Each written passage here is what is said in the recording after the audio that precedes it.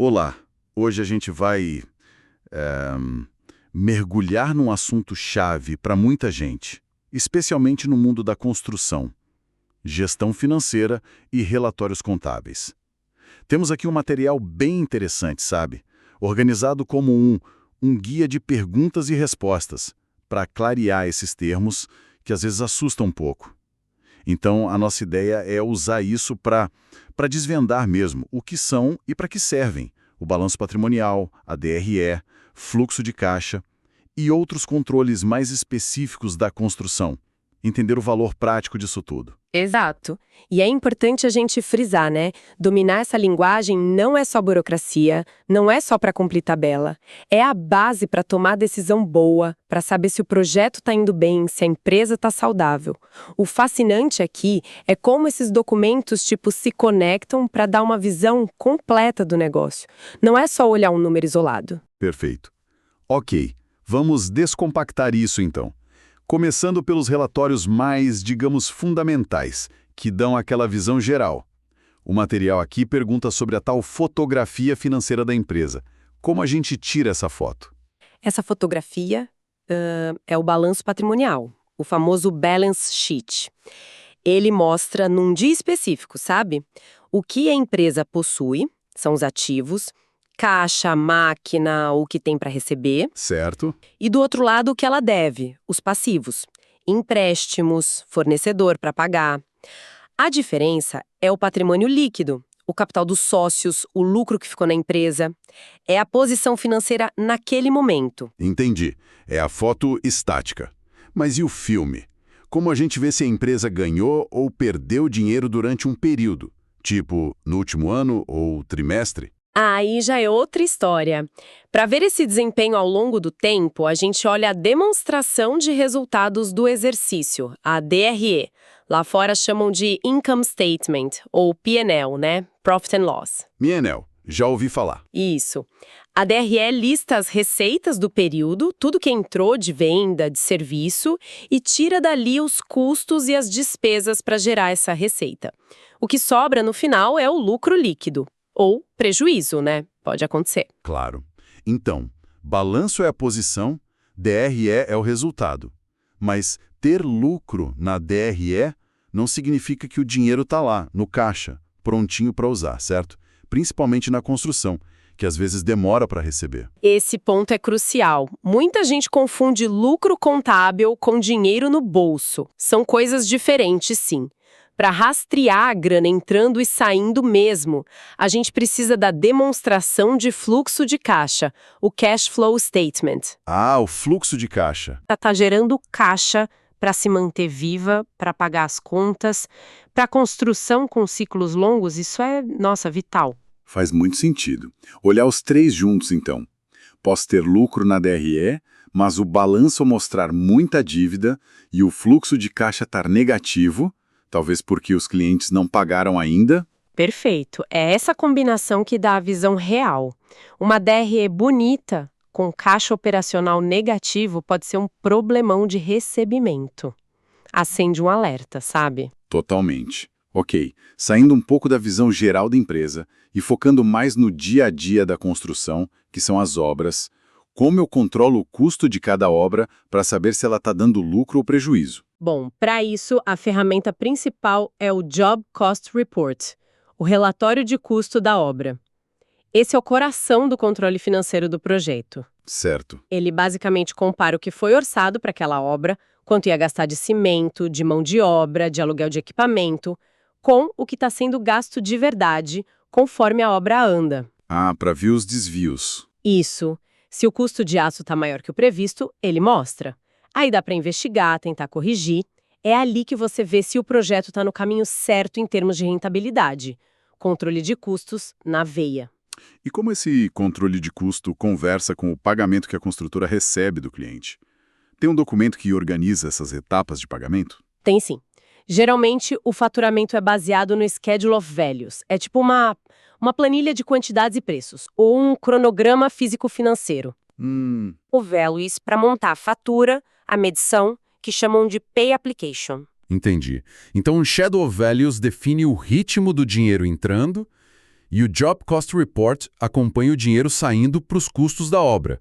A saúde financeira do projeto depende de esses dois estarem alinhados, imagino. Exatamente. E falando em custo da obra, uma parte enorme disso é mão de obra, né? Como isso é controlado? Verdade, custo de pessoal é pesado. Pois é. Aí entra o Payroll Register, o registro da folha de pagamento. Ele detalha quanto cada funcionário recebeu, quantas horas trabalhou, horas extras, encargos, tudo discriminado. Isso é essencial para jogar o custo certo de mão de obra em cada projeto no Job Cost Report. Certo. E com tanta coisa acontecendo, custo de obra, folha, cliente pagando, fornecedor recebendo, onde tudo isso fica registrado de forma centralizada na contabilidade da empresa. O grande centralizador é o General Ledger, o livro Razão. Pensa nele como um arquivo mestre. Todas as transações, absolutamente todas, são registradas ali, organizadinhas por conta. Caixa, banco, contas a receber, fornecedores, receita, custo. O centro de tudo. Isso. É dos saldos dessas contas no livro Razão que a gente monta depois o balanço e a DRE.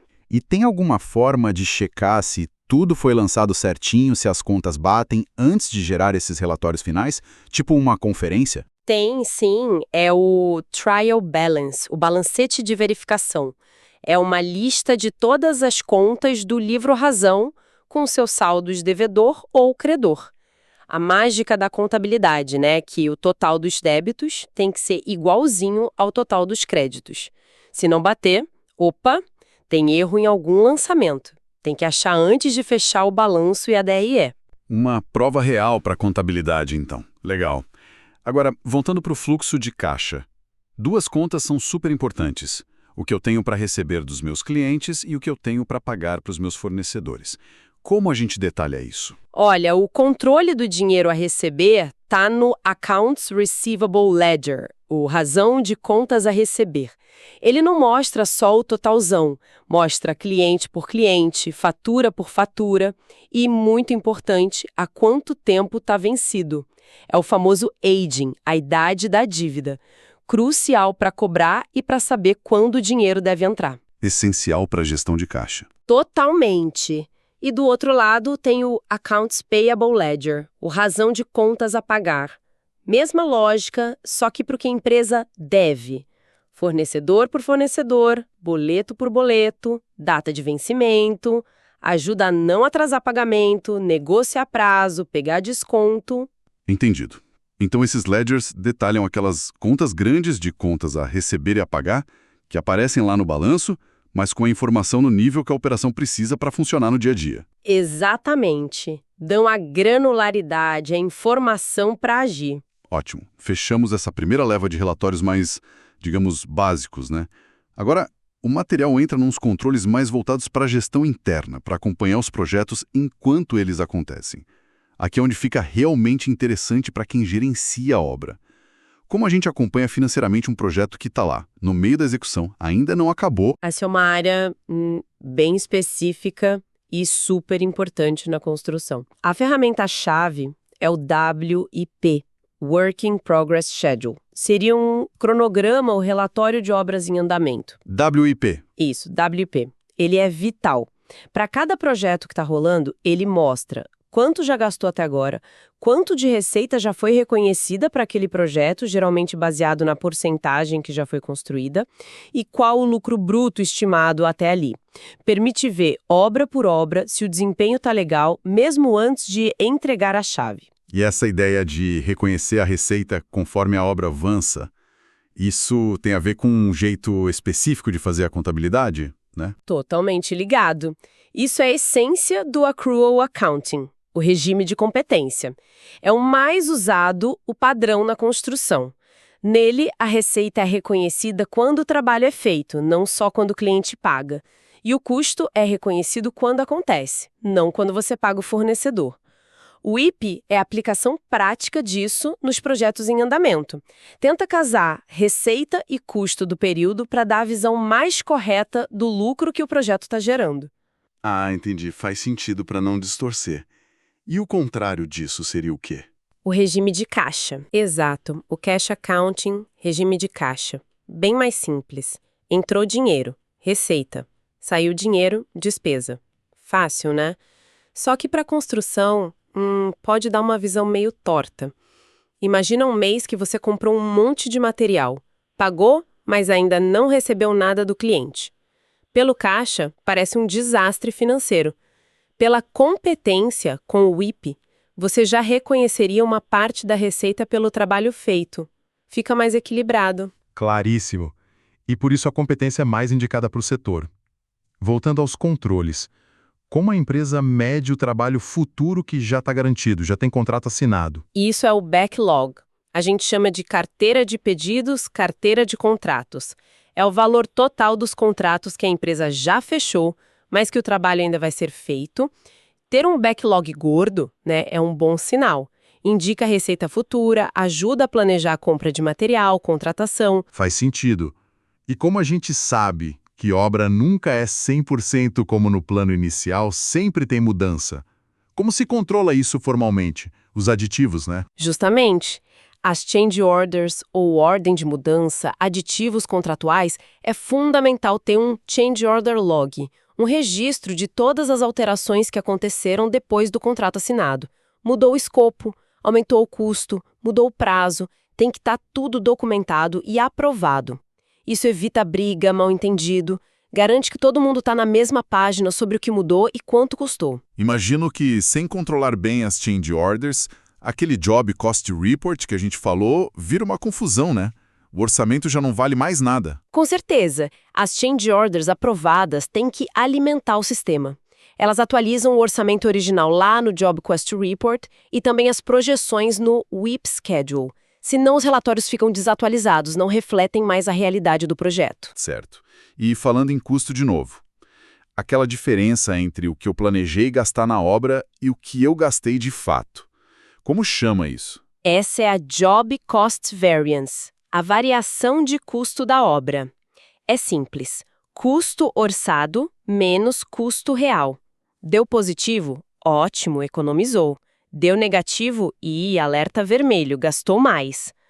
Olhar essa variação item por item lá no Job Cost Report é chave para achar onde está o problema ou onde a gente foi mais eficiente que o previsto. E aqueles custos que não são da obra em si, tipo o aluguel do escritório, o salário do pessoal administrativo.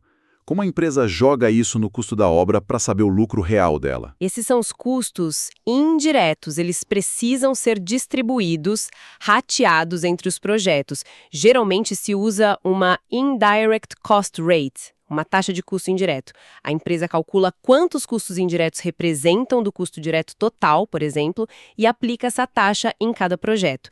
Assim, o custo do cafezinho do escritório entra, de alguma forma, na conta da rentabilidade da obra. Importante para não achar que está ganhando mais dinheiro do que realmente está, né? Precificar certo. Agora, um conceito mais clássico da contabilidade. O equipamento que vai ficando velho, perdendo valor. Tendo valor com o uso, com o tempo, ficou obsoleto.